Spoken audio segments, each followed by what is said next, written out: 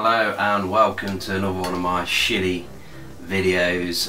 This time it's a Sega Saturn revisited video. It's probably going to be the first of a three-part trilogy, first of a three-part series of videos, I guess. And as you can see, it is Die Hard Trilogy. Obviously the reason why there's going to be 3 videos, I don't know why it's just jumped straight into Die Hard. I'm going to go back to the exit screen. God, my brain is not working at the minute. I'm going to go back to the game select screen, and here you can see obviously there's 3 different games within a game for one movie. So I'm going to go back into Die Hard and start a new game. Here we go. So yeah, this is, I would say, one of my favourite games from the 32-bit era, but not because of any of part of it's kind of outstanding. It is a great game, but it's kind of more about the quantity than the quality, but then there is quite a bit of quality in there as well if people had shut up outside.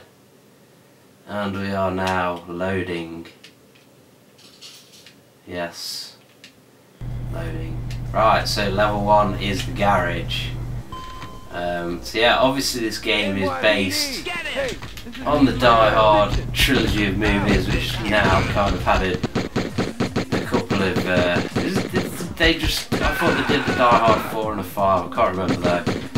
Both movies, if there were 2, were terrible. If there weren't 2, there was 1 bad movie that felt like 2 bad movies. But yeah, basically both of them. The first 3 movies are what you want to watch. Fuck anything else. There is another Die Hard game on the Saturn, which is Die Hard Arcade, which was actually a game called Dynamite Decker, which was reskinned for kind of Western audiences, and also it was kind of released in the arcades. There is a Dynamite Cop 2 though, which is basically the sequel to Die Hard Arcade, or the original Dynamite Decker, that you can buy in PAL format, and yeah, it's basically the sequel, not to this game, but yeah, why am I talking about that game? Fuck it. Yeah, so the idea is to go around collecting hostages. You've got a map, and the idea is to find the hostages, save them, and is the blue stuff in there, the hostages? It probably is. Yeah, there we go, look. Fuck off. And along the way we collect hot dogs. Yeah, hot dogs we collect. And grenades and shit. Throw a grenade, fuck them. That's bandits. And yeah, the idea is to basically rescue the hostages. What's the dickhead doing? And progress through the game onto higher, what's that we got there? Onto higher floors and go after, is it Hans? I think, yeah, it's Hans in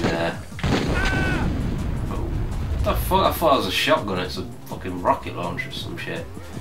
Yeah, and eventually take that asshole out. I've never completed the game. Like I say, it is a game, one of the games that I'm more fonder of, the 32-bit generation. This game's pretty solid. Got all sorts of weapons here, look. The taxi one is that's quite solid as well, but it feels very dated now. And then the shooting game, is pretty decent really.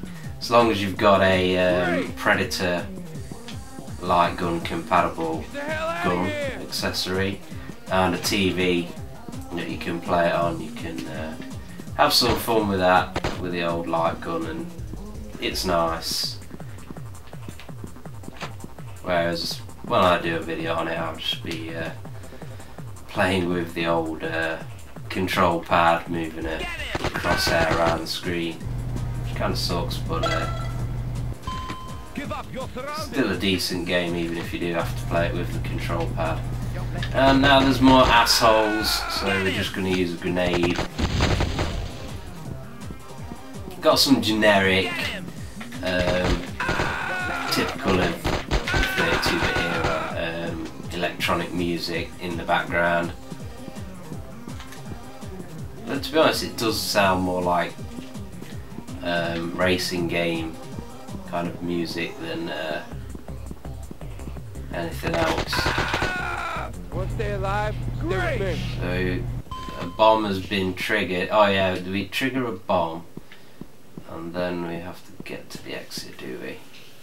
Which is there. Is it there? Is that the exit? Yippee-ki-yay! Yeah, yippee-ki! Go fuck yourself. Next level, please. Yeah, I've done a video and actually completed the level. I'm on fire. This doesn't usually happen. And we move up the wireframe of Nakatomi Plaza, which kind of reminds me of, what's that game? Corporation, aka, is it Cybercop in America? The Mega Drive game. This game doesn't suck anywhere near as much as that game, however. And we get kind of shafted there as we're just chucked out with the lift into an enemy. Thanks, game developer designer people. This game does the camera very well. Very clever that walls go kind of see-through when you get close to them. Kind of stops a lot of camera problems occurring. Come on, you bastard. And again, we're just going around. Trying to rescue all the hostages and shoot these motherfuckers. Kill the right Hans Mons. Ha! See what I did there? Shit play on words. So, running down the old corridors and oh, you fucking cunts.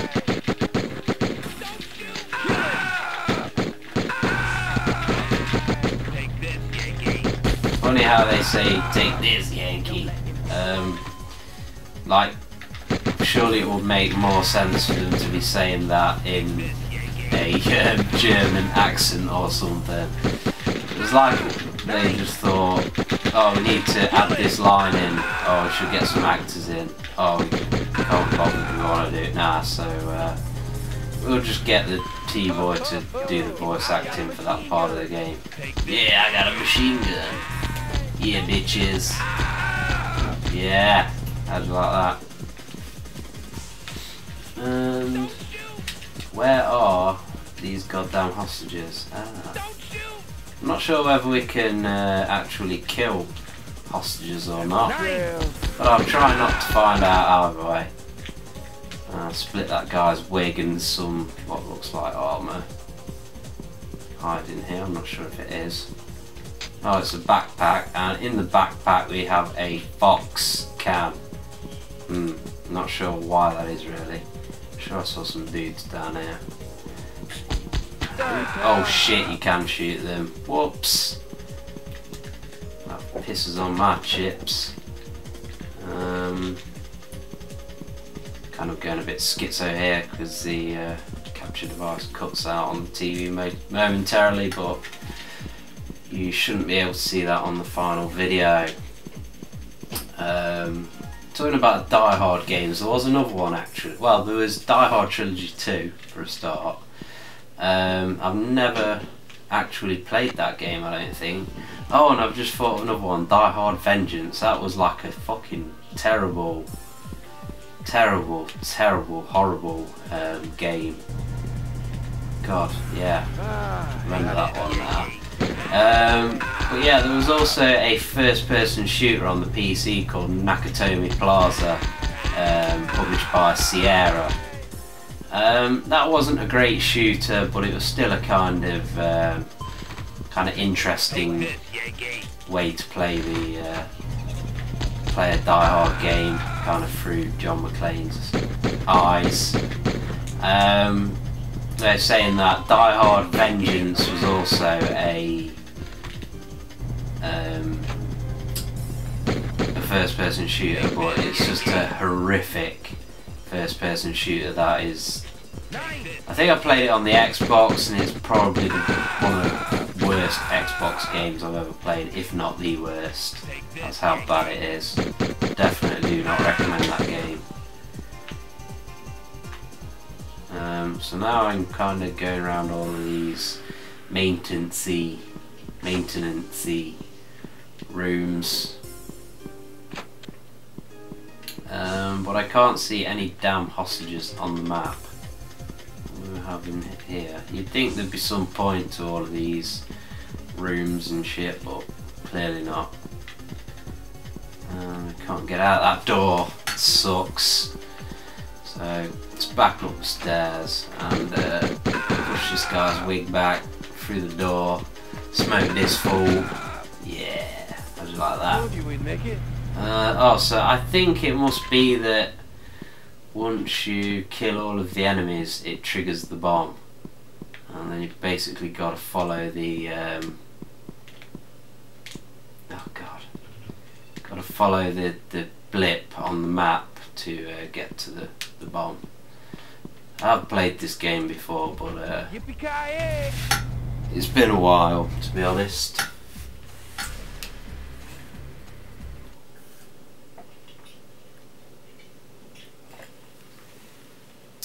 I believe you can save the game, so yeah, this is something you can chip away at and keep kind of having to go on the levels over and over again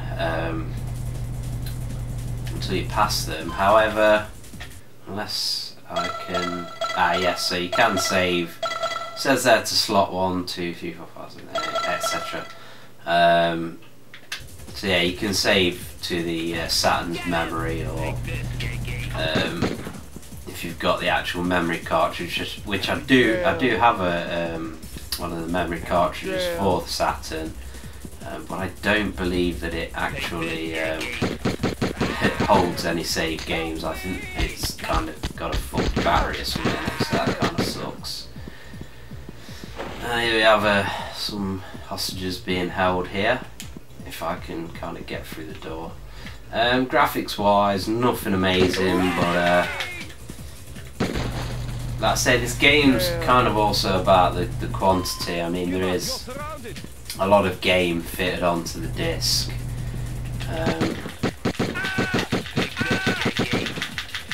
Also, some of the sound is reused, like you'll hear these sound effects in the Die Hard. Is it the Die Harder? It's Die Harder, the one where the on rails airport shooter. Yeah, you'll hear a lot of these sound effects recycled in that game, that part of the game as well, which is kind of expected, really. This game was released in 1996, by the way, according to the information on the back of the game box, which obviously, being a Saturn game, it's one of those shitty cardboard style clamshells that also ruin your discs when the games rattle free. So God damn it, get out of here. I've got some dudes coming through the fire exit here. Oh, and there's one behind me. Let's get them all in front. Fucking, I thought I had a grenade. Must have just missed that grenade then that I went to pick up. And I'm going to miss that one as well. Oh, got it. Well, I think I got it. I thought I got the other one. Some different music on this level, which is worth noting. And you don't want to fucking use a grenade. Right, you bastards. Got killed, man. And then rinse and repeat.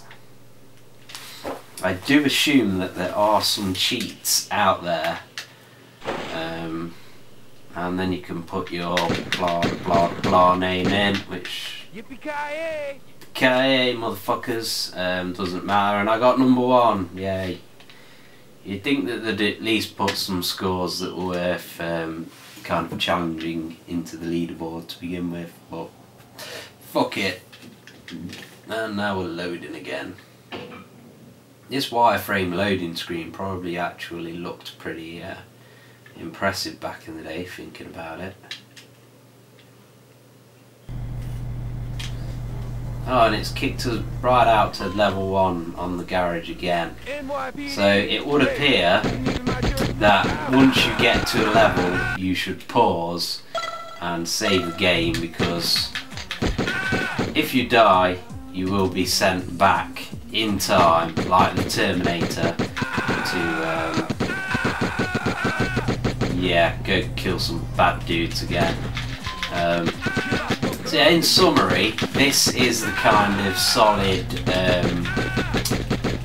single player part of the game that you would probably spend the most time on, kind of trying to complete it.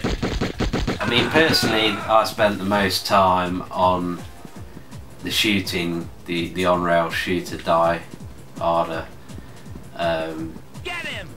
Because I had the light gun and at the time, like on the PlayStation 1, I had the obviously the old school CRT TV back in the day. So I spent many hours playing that on a 14-inch TV, which would probably suck to do now. But yeah, this is basically, if you kind of regard the like a great kind of analogy or comparison for me would be, this is your Call of Duty single player campaign. The on-rail shooter would be multiplayer, and the car thing would be zombies, because there's like blood and guts when you run people over. So yeah, that's part 1 of this 3-part video trilogy. Pardon the pun intended. Go pun yourself. And stay tuned for part 2, where I shall be playing the on-rail shooter using the D-pad to aim, which isn't ideal, but should still be a lot of fun. Thanks for watching, and yippee-ki-yay until part 2. Yay.